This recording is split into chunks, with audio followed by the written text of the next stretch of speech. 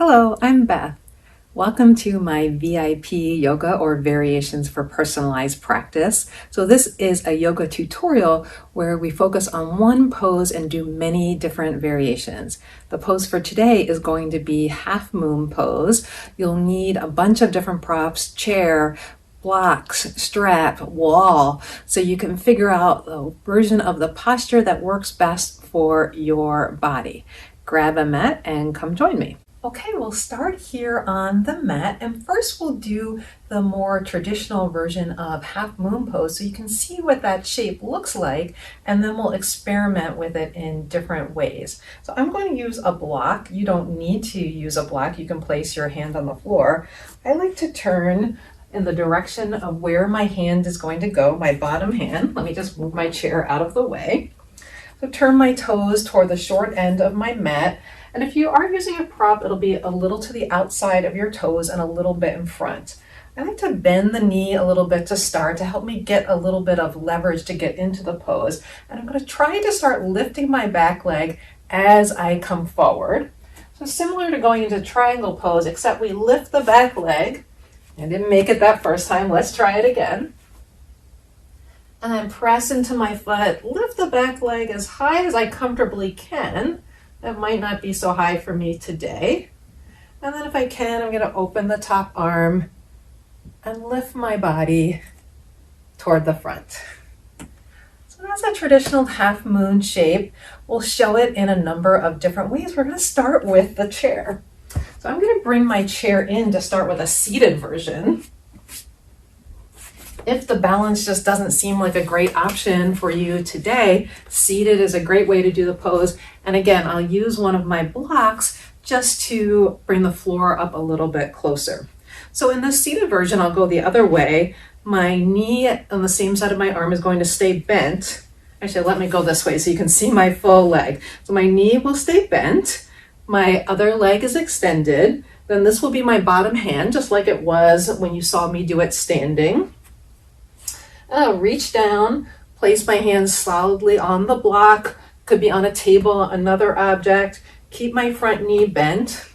And then I can either stay here, and this is a great version of the pose to be in, or I can practice leaning a little bit more so I can lift that extended back leg and maybe lift my arm as well.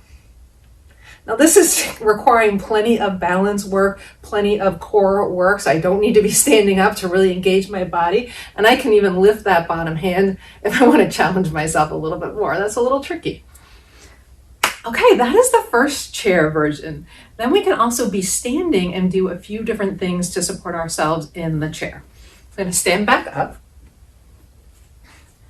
And let's see, first I think I'll show foot on chair, hand on block, again, or on floor. My arms are a little shorter, so I tend to use the block when I'm placing my hand to the floor. I'm going to go the same way, toes turned to the block.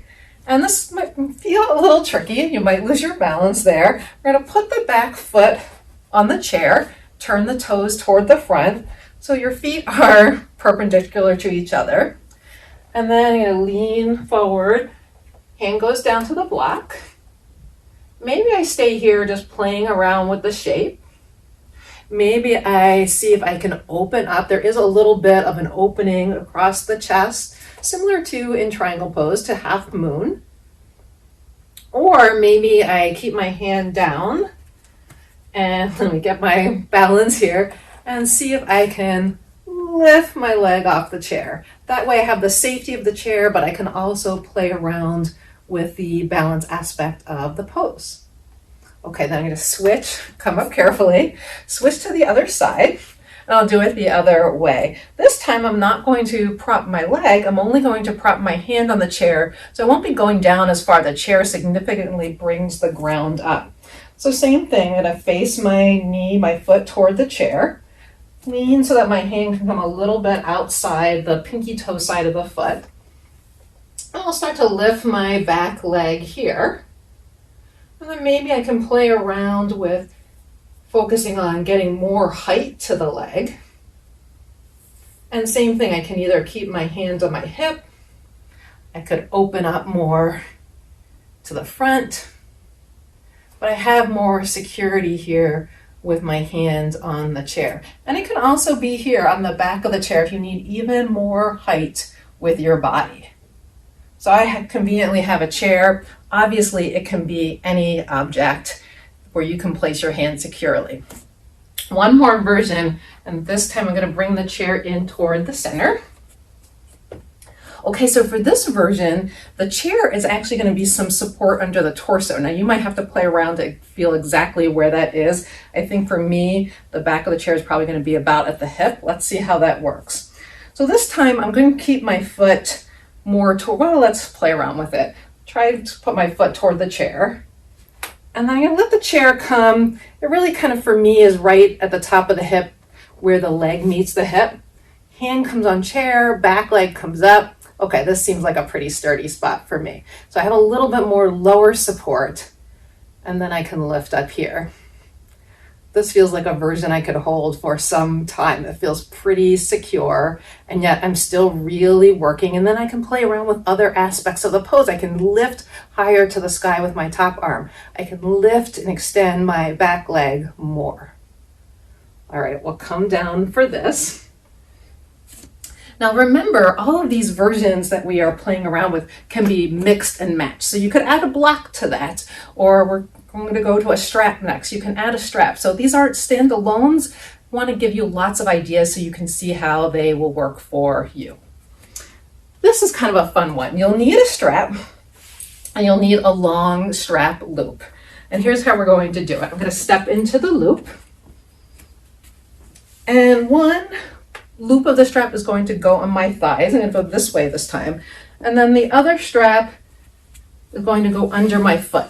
I have to hold it here. So this is another versions. It might be a little bit work to get into. I'm going to use the chair so I don't completely lose my balance here. So the chair is going to be under my hand again. I'm going to lean down, but now, because I already measured this, the back leg can really push out, and there's a little bit of isometrics between my front thigh and the back leg. It helps me to push more with my back leg, straighten my back leg a little bit more because I have the strap here. And once again, I can lift an arm up, and that feels a little more stable, still a bit wobbly, as you can see. One more version of the strap. This might feel easier, this might feel harder, it really depends. This time, you can have the strap looped or not, and place it just under the ball of one foot, and then grab it with the other strap. I'll try this version with the block again. So turning my foot out toward the block, same thing, and I kind of take a little knee bend, and I like to try to launch myself into it. A little bit of, sometimes it's more than one launch, as you can see.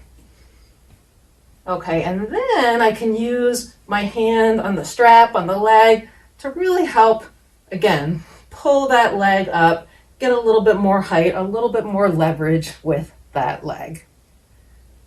All right, let's come down. You won't need the strap again unless you want to try some variation that uses it. Have the blocks nearby. In fact, I think I will use the block for the next version. This, I have to say, is my favorite version. Well, let's actually not use the block because I have my weights equipment here. This just goes to show how you don't need yoga props in order to help you with yoga poses. So you see I have a kettlebell there. I'm going to use my kettlebell for this version.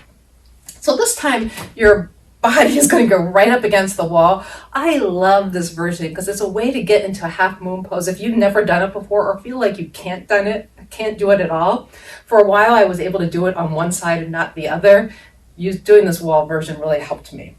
So your whole back is against the wall. Turn your toes out on the side that you're going to go toward. My kettlebell is going to be like my block under my hand. Latch your body open up toward the back wall, or it might just be parts of your body. Right now it's mainly just my bottom. Bend the front knees. Start leaning over. I'm against the wall the whole time. My body's not leaving the wall. My hand on the kettlebell here, that's just going to serve as my block. And then, I can open up to the wall.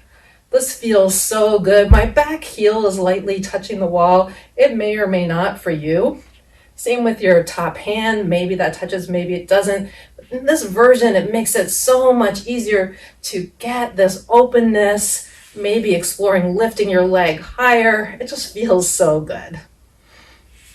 Maybe it'll be a favorite for you too. Another way to use the wall is with your back foot on the wall. I find this one a little bit more trickier to get into. So I'm going to kind of go on a diagonal here. I'm going to use this chest over here for my hand. So I'm not going down all the way to the floor with my hand to get my back foot up. So my front foot is going to be pointed toward the chest. I'm going to lean over with my hand, and I just find the wall with my back foot. So for whatever reason, doing this on that little bit of an angle seems easier to me. But you can also be completely perpendicular to the wall when you do that.